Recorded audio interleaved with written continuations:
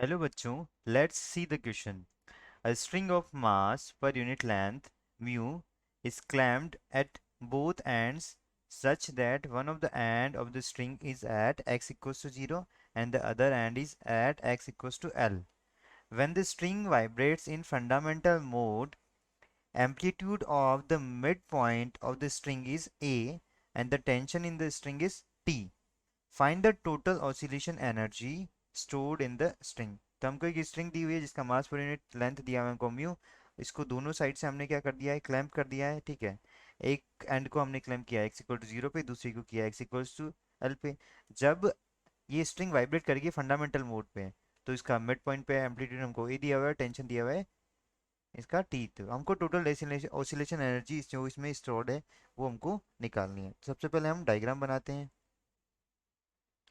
ठीक है, डायग्राम हमारा कुछ इस तरीके से हो जाएगा कि मान लेते हैं कि हमारा इस तरह से कुछ ऑसिलेशन हो रहा है. ठीक, अब ये x इक्वल्स टू ज़ीरो पे और ये x इक्वल्स टू एल आ गया. ठीक है, ये जो लेंथ होगी हमारी ये कितनी हो जाएगी, लैम्बडा बाई टू हो जाएगी. ठीक, अब मान लेते हैं कि जो x डिस्टेंस पे हमको एक पॉइंट है यहाँ पे निकालना है. ठीक है, x डिस्टेंस पे एक पॉइंट है, छोटा सा एक वैल्यू लेता हूँ मैं, इसका छोटा डिस्टेंस लेता हूँ तो कितना आ जाएगा, dx आ जाएगा. देखो, x equals to x distance पर हमें एक पॉइंट क्या लेना है, dx लेना है. ठीक है, dx लेंथ का एक पार्ट लेना है. ठीक है, इसका पार्ट ले लिया हम, dx लेंथ का एक पार्ट ले लिया. ठीक, जो अब हमारा l दे रखा है वो दे रखा है कितना, lambda by two.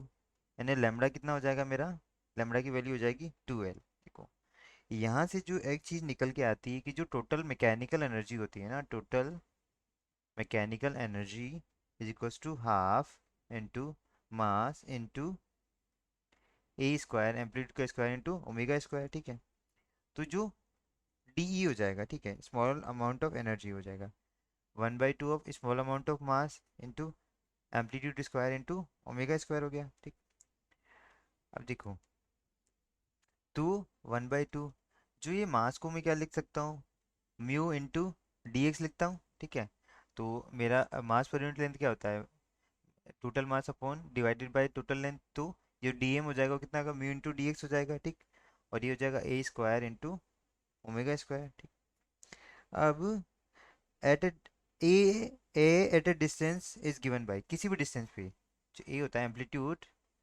Eight a distance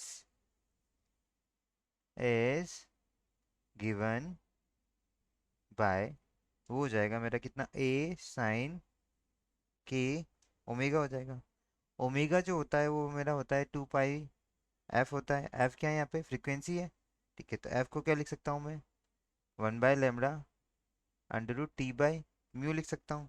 ठीक है, तो इसको ये एफ की वैल्यू यहाँ से कितनी निकल के आ जाएगी मेरी, लेमड़ा की वैल्यू मेरी कितनी है, 12, यहाँ सब्स्टिट्यूट कर देता हूँ.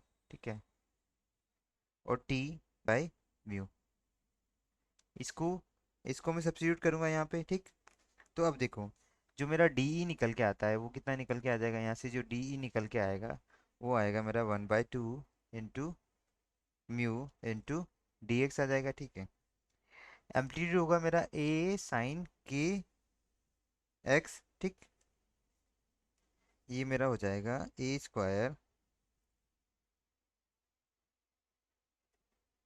साइन स्क्वायर के एक्स इंटू, ये मेरा हो जाएगा four pi square into one by four L square. इसका मैं को यहाँ पे रख रहा हूँ मैं, ये जो वैल्यू है. ठीक है, ये हो जाएगा मेरा के into four pi square into one upon four L square into, ये जो हो जाएगा कितना हो जाएगा, टी बाई म्यू हो जाएगा. ठीक है, तो अब ये मेरा कितना निकल के आएगा, वन बाई टू इंटू, देखो, अब इस म्यू से ये म्यू कैंसिल हो जाएगा. ठीक, और ये फोर से ये फोर कैंसिल हो जाएगा. ठीक, तो अब मेरी जो यहाँ से वैल्यू निकल के आएगी वो कितनी निकल के आएगी, यहाँ से वैल्यू निकल के आएगी, अच्छा डी एक्स मेरा है ऑलरेडी, तो one by to A square, ठीक है, पाई स्क्वायर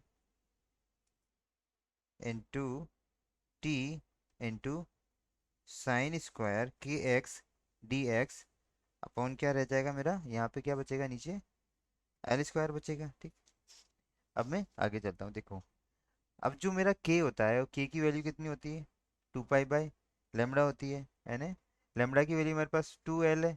ठीक है, तो के की वैल्यू कितनी होगी मेरी, पाई बाय एल। मैं यहाँ पे रख दूँ के की वैल्यू, जो भी रखूंगा, क्या रखूंगा यहाँ पे, पाई बाय एल रखूंगा। ठीक, तो के की वैल्यू पाई बाय एल रखने पे मेरा जो एक्सप्रेशन आएगा वो आएगा D E equals to smaller small amount of energy equals to half A square into pi square into T by L square into sine square pi by L into X D X आ गया है। ठीक, तो अभी क्या करना है मुझे, इसको मुझे इंटीग्रेट करना है। मुझे क्या करना है, इसको इंटीग्रेट करना है। तो इंटीग्रेशन के बाद जो वैल्यू आएगी मेरी, ई एनर्जी जो निकल के आएगी, ये ज़ीरो से एल लेंथ पे करना है डी को, हो जाएगा 0 to L A square pi square T upon L square sine square pi by L into